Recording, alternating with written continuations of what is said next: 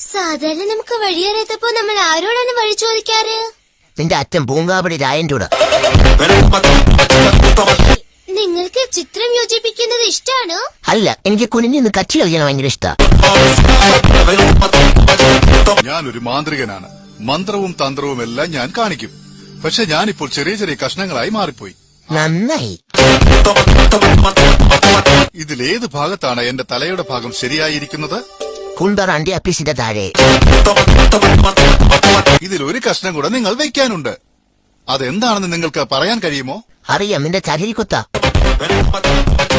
പിന്നെ വിളിച്ച് മാന്ത്രികന്റെ മാന്ത്രിക തണ്ട് എവിടെയാണെന്ന് ഒന്ന് ചോദിച്ചു പറയുമോ? അതിന് നിങ്ങൾ മാപ്പ് എന്ന് പറയണം. ഓ, അവന്റെ മാന്ത്രികന്റെ എന്റെ കാലിന്റെ ഇടയിലിരിക്കണം.